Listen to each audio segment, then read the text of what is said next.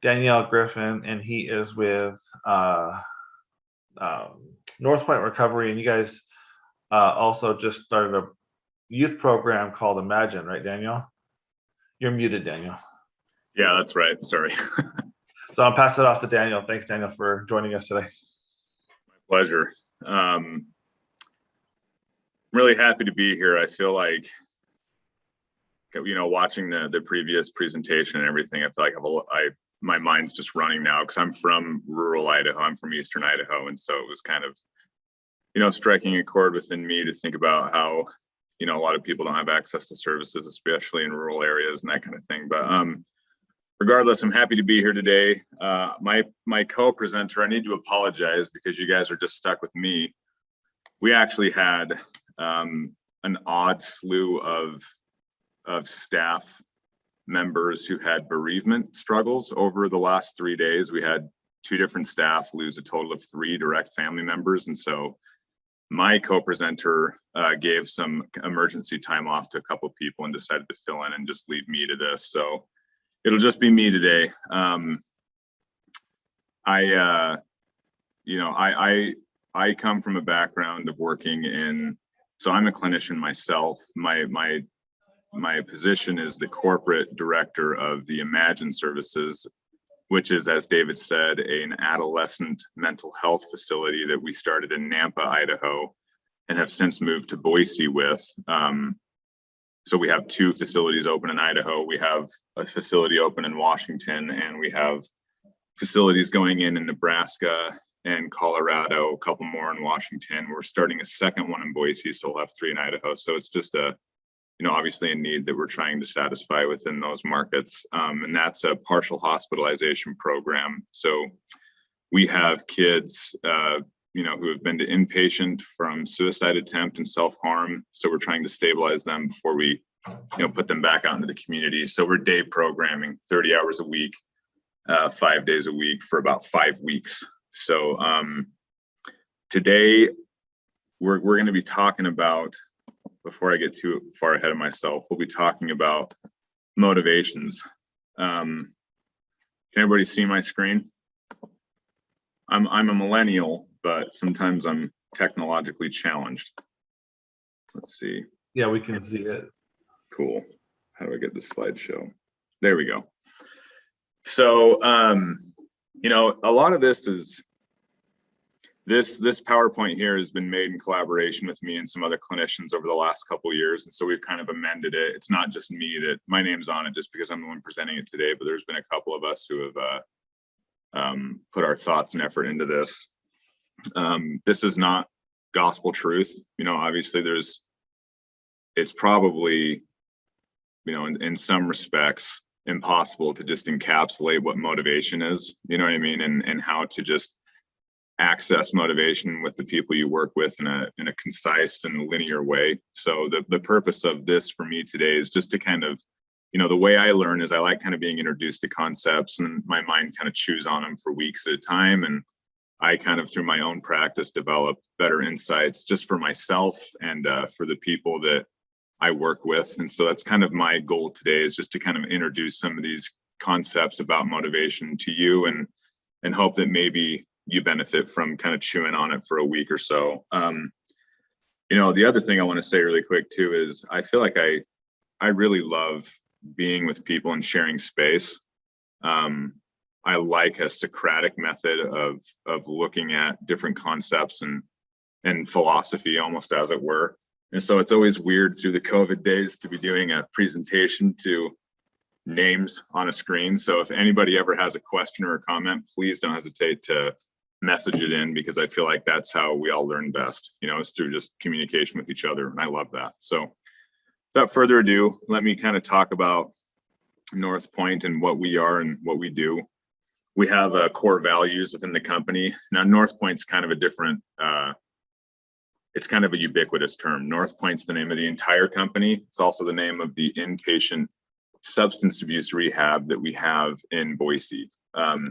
So it's a 28-day detox program, and I'll talk about that more in a second. But we operate on client care and and leadership through these 4 core values: humility, heart, inspiration, and conviction. And we really try to stick to that as much as we can. And one of my favorites to this is the inspiration. We truly believe that in human potential, and we have a lot of hope for the people that we serve. I see miracles all the time, working where I get to work, and that leads to a lot of conviction. Like, we really believe in what we do. In terms of substance abuse, we are an abstinence-based program. I'm no stranger to the research that comes, from harm reduction medications such as Suboxone and that kind of thing. But our philosophy is abstinence-based. So we run both of our inpatient and outpatient models on that philosophy. So Northpoint Recovery, as I said, it's our 22-bed residential inpatient. We do drug and alcohol stuff. Typically, people are there to detox for about a week, and then we keep them there for a total of 28 days to provide some of that post-acute withdrawal care and to help them kind of explore, the things related to addiction, like cravings and post-acute withdrawal stuff, anxiety, depression, some of the co-occurring mental health stuff that goes along there before we discharge them. We have our outpatient facility for adults is called Northpoint Ashwood. That's also here in Boise. So we also do partial hospitalization care there. That's what that PHP is on the screen, for those of you who might not be familiar with the 1 million acronyms that exist in our profession. And then we also do IOP, which is intensive outpatient, and we provide individual counseling and that kind of stuff as well. The Promise program was our specific mental health treatment at Ashwood. You didn't have to have a substance abuse issue to go to Promise, but that has actually recently been put on pause as a ramification from COVID difficulties. So at this point, we're pausing our Promise program, just to let everybody know. As I'd kind of said before, I am the corporate director for the Imagine programs. And we're in Boise and Nampa here in Idaho, and we're expanding nationwide. And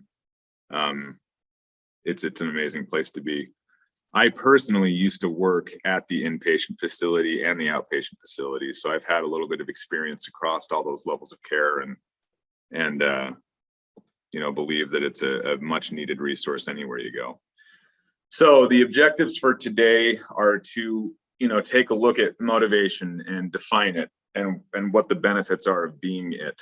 I think that in a lot of ways, and I'll speak for myself, motivation is something that I sometimes take for granted, or if I'm struggling with something in my life, like accomplishing something, getting something done, I don't always parcel motivation out as its own separate, kind of dynamic that maybe needs attention, you know what I mean? And so I think it's something that, as healthcare professionals, as counselors, as nurses, as doctors, whatever it is, it's an enormous part of what we do in helping people improve their lives. My background is kind of a existential based counseling. I really like Jungian psychology, and so motivation is a big part of that, because part of what I do is help people understand the parts of themselves that they're always trying to avoid, so that they can incorporate and accept those things and understand why they want to change. I think that's really powerful. So, the second objective is to figure out what motivates people to even begin treatment. And that comes in 2 different ways. I'm sure we've all heard this a lot. There's external and internal motivations. So we'll go over a brief model of how to kind of parcel those things out a little more to try to kind of help direct us if we're ever kind of at a standstill. And then that third objective is motivation to continue and complete treatment, because that can be tough. And a lot of us, I'm sure, have seen that over time.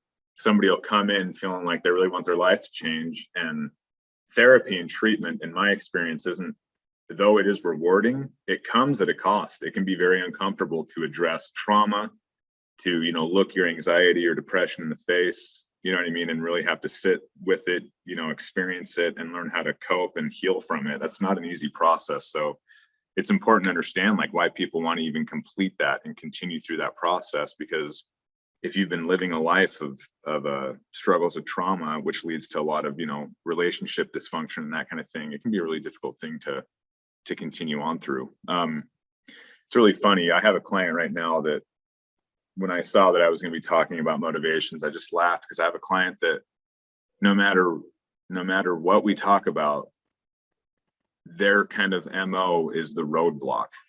Well, I can't do that because of this, and I can't do that because of this, and I can't do that because of this.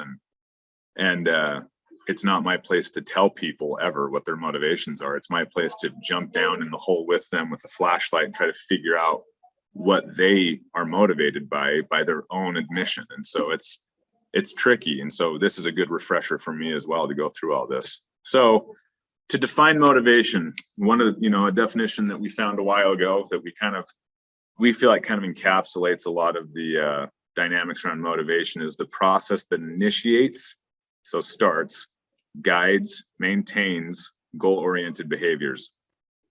It's what causes you to act, whether it is getting a glass of water to reduce thirst or reading a book to gain knowledge. Motivation involves the biological, emotional, social, and cognitive forces that activate behavior. What a simple way of describing something that can take years and a lifetime to truly come to terms with and figure out. Those biological, emotional, social, and cognitive forces are at play all the time, sometimes changing, and so it deserves a lot of respect, and it's almost a sacred thing, I think, to talk about, because it can be the difference between life and death for a lot of people. And none of us are any strangers to that as well.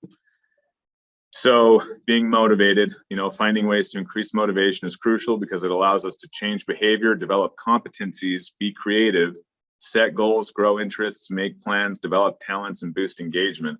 When I look at this kind of stuff, talking about operating from an existential perspective, that your behaviors define who you are, that you exist before anything else. So therefore you get to decide how to define yourself, no matter what your life experiences are. That's a big thing to continue to increase motivation, because, sometimes people, through depression, they lose interest in things that they once loved. Through alcohol abuse or drug abuse, they lose a will to live, and they develop a very acute dependency that, if removed, can be life-threatening. And so motivation is a very delicate thing through this, as we help people understand, how to be creative in their own life, how to set their own goals and accomplish them, and how to regain some of their interest back so that their life is full and it feels worth living to them. I'm sure that those of us who have run like group therapy, you have those days where, you have a group and people don't want to say anything. You can provide a good curriculum, you can be engaging, and sometimes it's hard to keep people into that process. So as we look at motivation, there's these it's 4 types. It's kind of easy for me to break down on the left side of the screen here. What I've been exposed to most is what they call external and internal motivation, right? Those are kind of the 2 main things. Internal motivators are things that are inside of you inherently, or that, have developed due to life experience, whatever it is. External can influence your internal motivations, but it's typically things outside of you in the environment, kind of more objective things, you know what I mean? And so when we look at these and breaking these down, you'll see on the top axis there, the x-axis, I think is what that is. You have action and non-action. So to have an action type of motivation that's external, we call that extrinsic motivation. A non-action external motivation is what we call identified motivation, right? It's still kind of conceptual. In terms of internal motivations, action items for internal motivations are what we call intrinsic motivation. Internal non-action is introjected, and that's a cool word. I like introjected. I'm trying to incorporate that in my daily practice because it makes me sound smarter. So to kind of break down, going back really quick, the action axis here. So these 2, the next slide will be extrinsic and intrinsic. The slide after that will be the identified and introjected. Breaking it down, extrinsic motivation comes from outside us. We do it because we are impelled to, rewards or other incentives. For example, completing work for money, learning a new skill for work and receive a bonus. that kind of thing. Intrinsically, so going inside, it's done for internal reasons to align with values, desire to do something even if there isn't an obvious reward. Learning a new language because you have interest in exploring new things, engaging in a hobby because it makes you feel calm and feelings of happiness, satisfaction, that kind of stuff. Those two things I think can align a lot. You can think about external, like extrinsic motivations,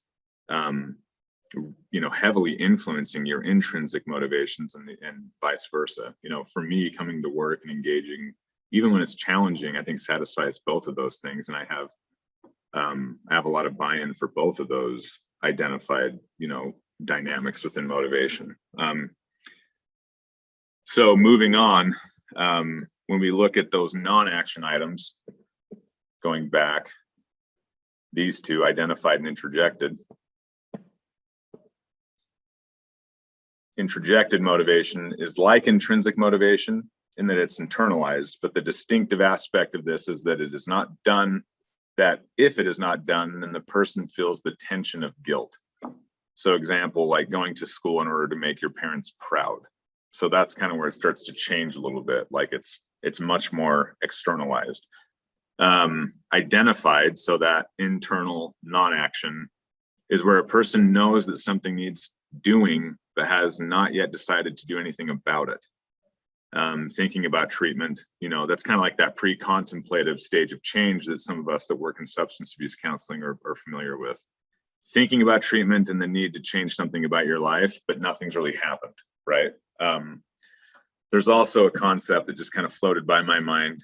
It's called subversion and containment, whereas you might have some identified motivations, and if you do a Google search for treatment just to kind of see like what's out there, and then you don't act anymore on it, you've satisfied an identified motivation because you put in a little bit of work, but nothing that actually brings about change or nothing that helps kind of move some of those concepts into a more concrete way of living. You know what I mean? And so that's kind of an interesting thing that to consider when helping people understand and identify their own motivations. I am talking a lot. Does anybody have anything they want to add before we go on? If not, that's totally fine. I just don't want to burn everybody out from my voice alone. I'll just keep rolling through. So there are benefits to being motivated. And I think sometimes talking about this feels like we're stating the obvious, but when you've worked with people who have had life experiences by which this is a foreign concept, it's something that we can't take for granted, because I think one of the, depression and anxiety are obviously two of the most common mental health struggles within the United States, at least. And they have almost everything to do with substance abuse as well, in terms of a co-occurring struggle. And so when you think about depression and anxiety, those two things inhibit a lot of people's ability to even experience motivation, and so there are great benefits to it, though, if we can help teach our clientele and the people we serve what that feels like. Some of those obvious things are just a simple sense of accomplishment, and that doesn't have to be anything dramatic. It can be something as simple as making your bed in the morning, eating an extra meal each day, taking a shower. Some things that a lot of us might take for granted, a lot of us might not take for granted, but those simple things that can really help people feel like they did something outside of what they normally would have done, right?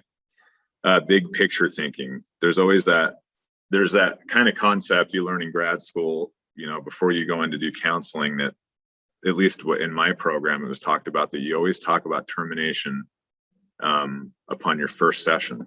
Like what do you want your life to look like when you're done here? And that can be kind of an overwhelming question, because if somebody's struggling with anxiety and they have to think about already being done with treatment, that can be a lot. But it's good for people to be able to kind of take that on and look at that in the face, like, oh yeah, like what is the purpose to all this? You know what I mean? Like, are my beliefs and my expectations realistic? You know, do I have a sense of belief in myself that this is even possible? So to try to, in a healthy way and with some balance, get that big picture in someone's mind it's a task to be accomplished, but it can be very helpful. So, you know, we have goals that, as that third point suggests, you know, we have short-term and long-term goals that we partner with our clients and helping them understand, in terms of like an individualized treatment model. We want people to be actively working on something short-term and long-term so that they're occupied with direction, essentially. And then, you know, buy-in. I think all those things that we've mentioned already help people understand that whether or not they realize it, the more they start doing these things, they feel a sense of accomplishment. Then all of a sudden they have a concept of what it feels like to love themselves a little more. And that's a huge part of doing therapy, whether you're working in mental health specifically or substance use specifically, you know, helping people understand that a sense of buy-in is absolutely paramount. And so then we kind of talked about this in that model conceptually, that internal and external drive. It helped me at least to kind of see those 4 different parts broken out, so that if I'm working with somebody and I'm trying to identify what their motivations are, I can at least parcel out what is what and try to figure out how we can satisfy the other 4 quadrants of the graph itself. Because this isn't just for treatment, right? And I love that bullet point. It's funny that we're all trying to work ourselves out of a job in this profession. You know what I mean? If I truly care about the well-being of other people, and if I had my way, and if everybody was healthy and doing well, what would I do? So it's an honest thing to look at. Like, you're not just here in treatment to accomplish things for treatment's sake. This is your life. You know what I mean? Treatment becomes the context by which we just introduce people and help people understand these dynamics so that they can take it into their life and they can be the master of it. And so, you know, the benefits of motivation for treatment, it's a big deal. You know, something that kind of came to my mind as well through all this is the role that discipline sometimes plays, because I think about times in my life that I haven't been motivated, and my experience is kind of like discipline sows the seeds of motivation. And, you know, I've had to do things that didn't actually always bring rewards up front. And it's been, you know, it's taken for some things like a week before I feel like I have any kind of reward or buy-in or sense of accomplishment. And other times it's taken like a year or more, you know, depending on what type of motivation I'm struggling with in the first place, what the task is, you know, what my identified result is. And so, you know, I think discipline has a lot to do with motivation and helping people feel motivated for long-term benefit. Couple things to kind of be aware of, things that motivate people to begin. External motivations can be children, you know, having services through health and welfare. You know, it's something that is absolutely necessary and needed, and sometimes treatment's required to have access to other services. Parents, you know, like I work in an adolescent facility, and that's something that I see a lot. And sometimes that motivation can be like, I want to have a better relationship with my parents, or it can be like, I want my parents to trust me and kind of get off my back a little more, right? And so it's absolutely legitimate to me whenever we experience that here at Imagine, because that's where the client's at, and that's where we need to meet them if we want any kind of change.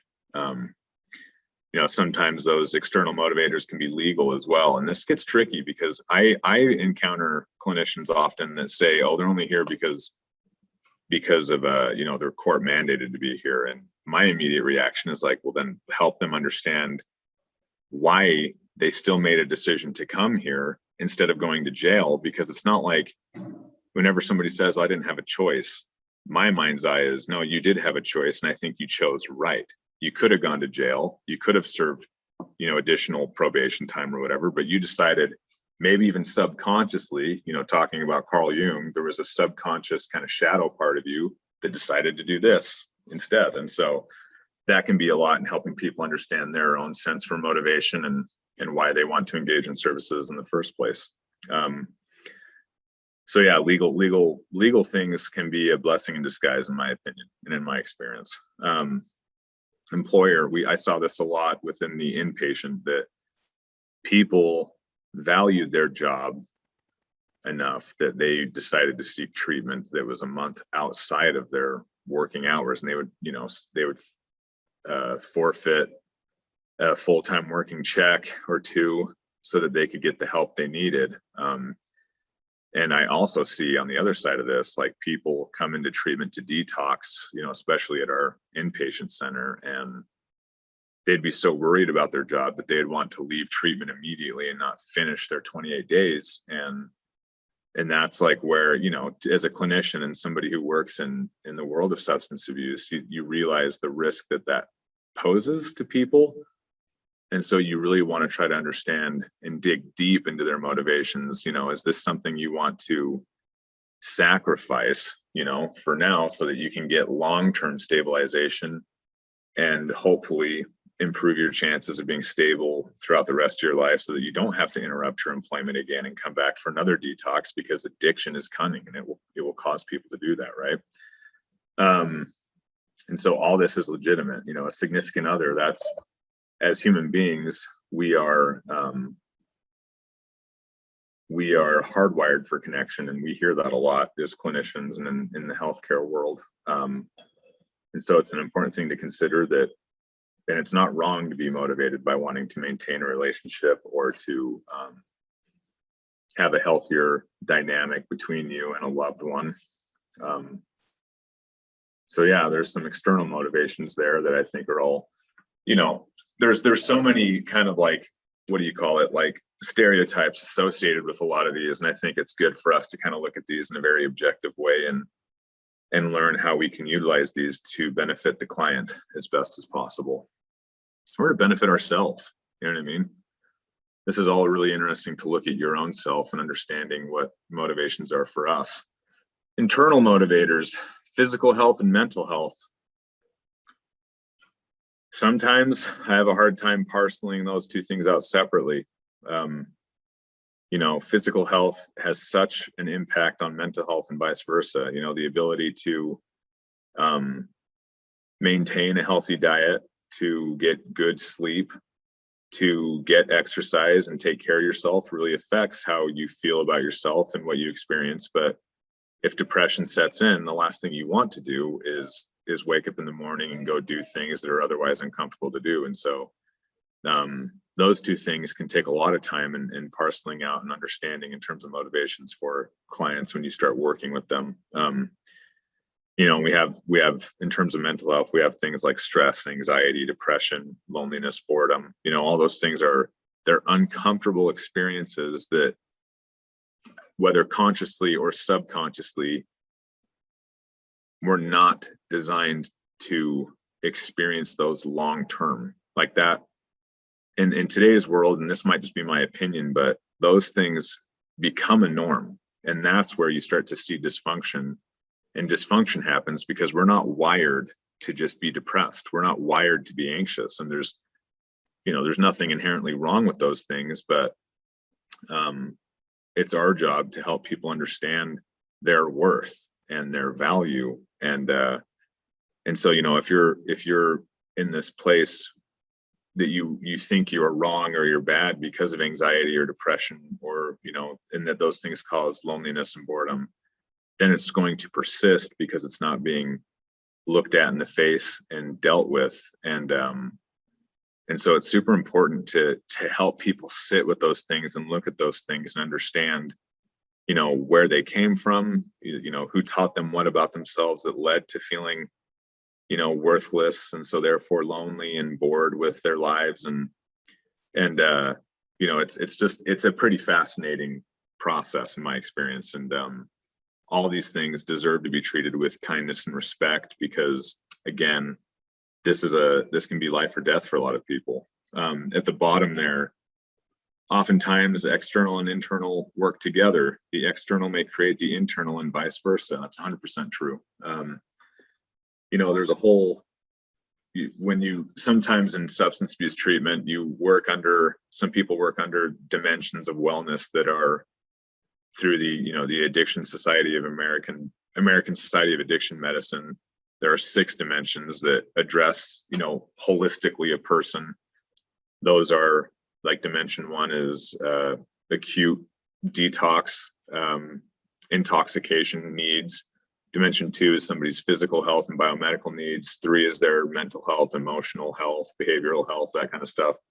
The 4th dimension is motivation and readiness to change. And so it's something that is researched and found to be very effective. And as a clinician, it's easy for me to always identify, okay, this is depression, this is anxiety, this is your trauma history, and through the course of treatment, I understand how to kind of tie those things in together to make a coherent story for my client to understand why they have ended up experiencing what they are. But then to jump into that with motivation as being that next dimension and helping treat what's going on, it's a whole different ballgame. You know what I mean? Because people will judge themselves for certain motivations, I've realized. Well, I'm only here for this, and if I actually cared, it would be for this. And it becomes a largely subconscious process that deserves a lot of our time and attention. So there's a lot of motivation for continuing treatment. This is kind of that part of the buy-in and stuff that we were talking about. Sobriety, it feels good, and it can be really hard too. And it's so annoying to me that, when you think about if addiction be a medical disease in the brain, which is something that, we really subscribe to as well as a company in Northpoint, we truly, are adherents to the disease model of addiction. I know there are different opinions about that too, which is fine. But when you look at those neurons and in the brain that are affected by addiction, and they, if this is the neuron, the space, the synaptic cleft between them, addiction starts pushing them together because that brain pathway, that neural pathway is being used over and over and over in the pleasure center of the brain. So the annoying thing about sobriety is that this will truly heal and it will shrink back to normal, which helps people, experience less cravings, more control of the prefrontal cortex. But the only way it does that is by being sober. And that's the problem in the first place. And so, if you look at 12-step programs like AA and NA, there's a huge part of their approach that is about motivation and about, identifying with a higher power and something outside of yourself that you feel is noteworthy. And so when you talk about continuing treatment and helping people truly kind of have that motivational rebirth to stay sober so their brain can start to heal, I mean, that's the piece de resistance right there.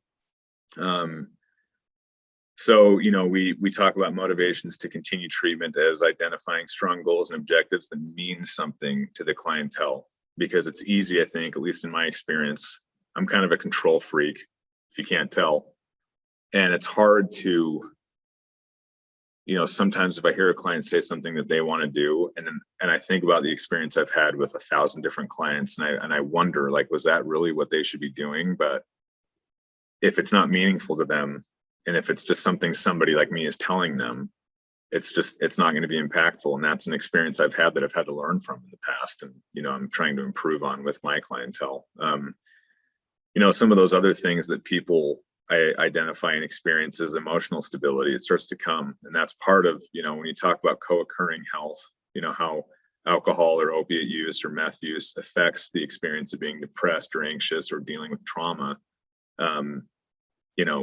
Through continued treatment, through really identifying somebody's reason to be there, they start to experience the stability they need to live the life they want to live. And so, kind of continuing on with that, liking how they feel mentally and physically, seeing the benefits, their environment, they start to affect the environment that they live in, which is, as a social worker, I was trained to look at the environment and understand how it affects and influences people's behavior and struggles. And as somebody who's kind of devoted time into Jungian psychology, I also believe that the best way to affect the environment is by strengthening the individual, you know what I mean? And motivation's 100% part of that. And so, people who start to stabilize in themselves and learn reasons to continue on and benefit and love themselves, they start to affect the environment a lot. And I just think that is a concept of something that's really ringing true for me recently, because what is the environment if not a collection of individuals, right? And so something that we talk about a lot as well in stabilization and motivations for people's reason to change is structure and routine. That's something we see here at Imagine with the young people that we serve, is providing structure and routine helps them and motivates them to be proactive about each day when they come into the facility. And a lot of them tell us that they go to inpatient originally from a like a suicide attempt, and then before there was many partial hospitalization programs, they would just be discharged back to home to individual counseling. So they'd go from this enormous level of care to this low level of care, and there was all this stuff in the middle that was lacking in helping them develop structure and routine. So PHP is there to try to help with that.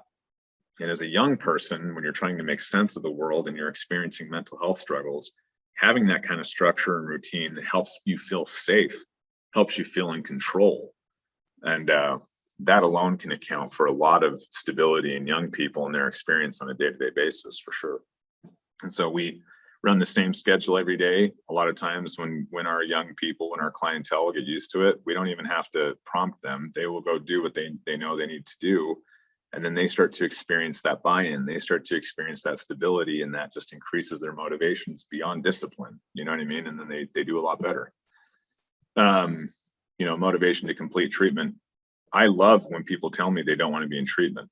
And I love affirming that, because I understand it would be tough to go to treatment, especially inpatient, for a month, right? So completing treatment is a great motivation. We always help people understand that it's a big accomplishment. Within Northpoint, we assemble a lot of the work they do, assignments, that kind of stuff. We count up how many groups they've been to, how many individuals and family sessions they've had. And so we let them see, like, look at what you're doing. You're doing a lot of work.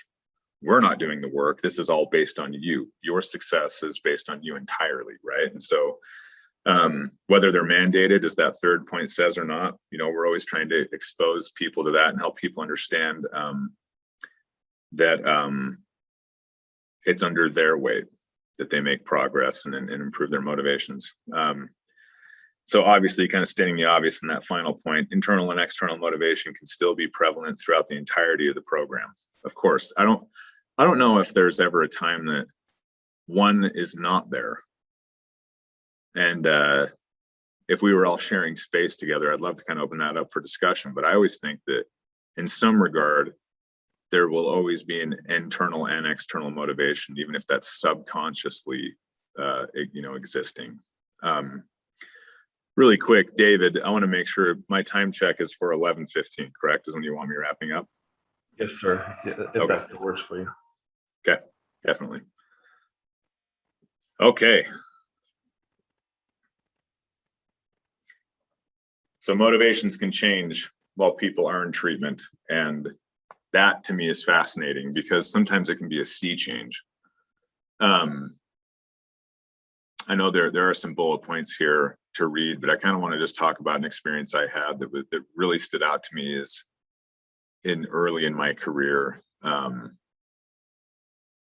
So I guess before that, so if we look at that first bullet point, people will often experience more specific motivators to proceed forward. And sometimes by kind of walking that path, they will identify things that they didn't realize were motivating in the first place. And that's always, for me, that's a very rewarding experience, because you're watching somebody truly look at their lives and be introspective and learn about themselves. And I just think that's a sacred process.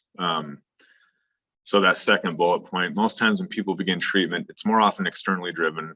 Finding the benefits and common threads with other clients can assist with transitioning from external to internal. And that's why, largely why we do group therapy. And that's, one of the main benefits of group therapy is having that shared experience with a group of people that are mostly like you to some extent, or have been through very similar things.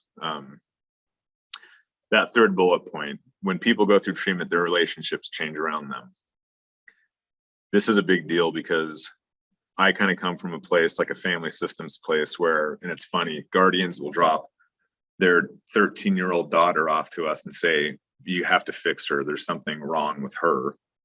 And as I start doing like, you know, an intake assessment, biopsychosocial assessment, and then I learned that mom is smoking weed in front of her and then yelling at the daughter when she wants to smoke weed, and that dad's not home, he doesn't engage or whatever. And then daughter starts acting out, you know, to somebody who's tried to learn as much as they can about family functioning and systems theory. It's like, it's not necessarily your daughter's fault, right? But a lot of people don't see it that way. And so one thing in terms of motivation that we have to account for is how people within a system almost inevitably change when somebody starts to do work for themselves, or when they even just enter the process of treatment altogether. Because as I said, parents bringing a child in that's acting out, in quotes, right?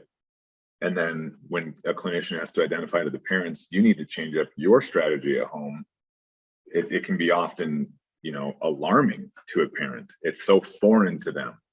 Well, I'm the adult. What do you mean? You know, and so, and then sadly, you know, like we see clients who sometimes suffer abuse, and as mandated reporters, we call it in, and guardian pulls them from treatment. You know what I mean? And then all of a sudden, you wonder what that does to the motivation of the guardian who's kind of in control of that young person's life moving forward. And so it's not all a linear thing that has obvious beneficial outcomes sometimes. And that's something that's really hard to deal with as a clinician. I once in the inpatient had a lady come in. She'd struggled with alcohol abuse for decades, and her spouse came in, and he would come in, I think, every day or two and ask to see me. And he would just beg me, you have to get her better. You have to get her better. My whole family depends on it. You know, like we can't watch her do this to herself anymore. She means everything to me. If she doesn't get better, my retirement's not going to go as planned. All these family plans are going to fall through. It was just never ending. And after about a week and a half of this, I had to tell him, like, listen, you know, you can engage in family counseling with us, but I need you to let her have some space and let her start doing her own work if you want her to get better. You know what I mean? Like, and you're, you know, he was very anxious about it.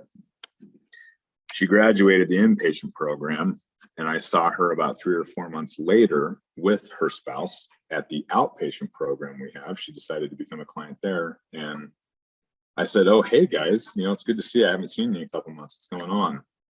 And it was surprising to hear that the spouse of my previous patient had decided to get a divorce from my previous patient because, in his words, he had no concept of who he was once she started to take care of herself. So, and I was just, you know, I was like dumbfounded for a second. And I know that might be kind of like embarrassing for some of you to hear, because there's a lot of people in this meeting who have a lot of good experience around this. But that was one of my first experiences of like, I thought that if somebody did better, everybody did better, right? And so it was super interesting, because then in sitting down with her briefly, her motivations had completely changed. You know, she said, I went into inpatient really focused on my family externally. And then she thought, if I don't care about myself, my family doesn't actually mean anything to me, because I'm going to keep letting them down. And so once she started caring for herself and taking her own time, it kind of threw off the system. You know what I mean? And so anyways, it's just a good lesson to be aware of all those different dynamics that occur. And that's kind of that last point. Relationships may not be restored with significant others, families, employers, but that's what we say, like on that previous slide. It's not just about treatment. It's a human life that we're trying to help stabilize and hammer down. And that's why, like, the work we all do is crucial, right? It's much more than just keeping a census number or whatever. So I'll kind of go through these. I know I only have about 5 minutes. These are very brief, just one slide infographics. There are 4 main theories of motivation that have to do with motivation. If you look at them, you know, kind of closely and through the context, you know, that contextual lens of motivation. Maslow's, which is something that we've all been exposed to and know something about. I hadn't really learned a lot about ERG, the existence, relatedness, and growth theory. It's very similar to Maslow's. We'll go over that here in just a second. Herzberg's two-factor theory and McClelland's acquired needs theory. These are 4 different approaches to understanding motivation in someone's life. Maslow's is that, that pyramid starting at the bottom. The most important things are those physiological needs that are basically survival, right? Air, water, food, shelter, sleep, clothing, reproduction. That's something that's, biologically hardwired into human brains. And as you move up, you have those things that affect motivation in a sense that if you get to that top pyramid, you start accomplishing the whole goal, in my opinion, of treatment, and that is self-actualization. That is the existential understanding who you are and how your behaviors have identified you and how you want to identify yourself moving forward with how you interact with the world and yourself, right? Going on to ERG, it's the same kind of thing. It kind of helps, in my mind, break it down to those 3 subcategories on the side there. Physiological and safety needs are your existence, right? That's the first thing. Your existence is there, and those 2 things need to be met for sure before you start to really develop motivations at all or have any chance to. Social well-being and self-esteem well-being are the relatedness, so that's your ability to connect with people around you on a biological level. And then growth, which is also called self-actualization in Maslow's. That's where you take control, you develop, you grow yourself in the way you want to, right? Herzberg's two-factor theory I thought this model was kind of interesting to look at, especially like through job satisfaction. It helped it make a lot more sense for me. You have job dissatisfaction and job satisfaction, and they have what they call hygiene factors for dissatisfaction and motivator factors for satisfaction. So looking on that left side, hygiene factors are some of those basic things: your working conditions, your coworker relationships, policies and rules, supervisor quality, base wage, salary. If you can improve those things, then you can improve your job satisfaction, right? On the other side of things. And then here, and this is where it kind of is like a math equation in my brain, improving the hygiene factors decreases job dissatisfaction. So you want to increase satisfaction and decrease dissatisfaction through these kinds of motivators, right? And so from kind of that external lens, that social lens, working with people, this can be enlightening to understand what's their environment like that can influence them by changing it. So if we look at the job satisfaction motivator factors, you have kind of more of those conceptual things like achievement, recognition, responsibility. That's a super important one. What you're actually doing for the work itself, how you can grow and advance through your career. Lastly, McClelland's acquired needs theory. People have a need for 3 things: achievement, power, and affiliation. And power is sometimes I think like control is another one, or like independence. If the word power doesn't really ring true for you, I kind of think of those kinds of synonyms as well. Achievement, that desire to do something better, to solve problems, master complex tasks. Power is to control and influence. That's an important part, and it doesn't have to be, millions of people, but to have some kind of influence over something in your life is an important thing for human beings to experience. And then to feel a part of a group, that affiliation thing is huge. And we try to teach our clients that within group therapy models, right? That's part of that functioning, is we're providing a space for them to figure out what those dynamics are, push them around a little bit and see where they fit in. Motivational interviewing is something that is a whole different topic of conversation for a intervention used to help within therapy, help people understand their motivations. You ask open-ended questions, so people have to actually think about what their response is and dig into themselves. You affirm what they say, you practice reflective listening, and you summarize what they're telling you so that they feel heard by you, you know what I mean? And you help them just basically figure out where they're at. And this is something that has a lot of good research backing and working in substance abuse. Motivational interviewing is a big part of treatment within a substance use setting. It's super important. We've kind of been over outcomes. You know what I mean? We have people willing to talk about problems. They realize they have the power to change. They start to stabilize. They imagine their future without substance abuse and mental health struggles. And that's some of the references for the PowerPoint. And that's all. If you guys have any questions, don't hesitate to reach out to Danielle. She's our outreach manager, and she's a wizard of sorts. She does a great job. And that's her name, that's her number and email. And it was a pleasure to be here today. And I'm thankful for all of you. And I hope that we get time to cross paths in the future. Awesome. Thank you so much, Daniel, for that. And for Northpoint for stepping into the gap and being an amazing partner in this field and providing this training for us. And I can agree with what Daniel said. Danielle is amazing. She's really out there working as many possible opportunities that come across her path, and sometimes I don't know how she stays up. I told Danielle that if she was on an X-Men movie, she would just be the same, and her mutant power would be outreach and getting people into services and stuff, because she's just like, you know, midnight a client calls, she'll help you figure out where you need to go and get you referrals. And even if it's not to Northpoint, she probably does more referrals outside of Northpoint than into Northpoint. You know, she just really cares. So, and what's ironic is she actually has a life outside of work too. Yeah, she does. And she has hobbies and stuff. So yeah, it's you guys are a great resource. I really appreciate you guys as a partner.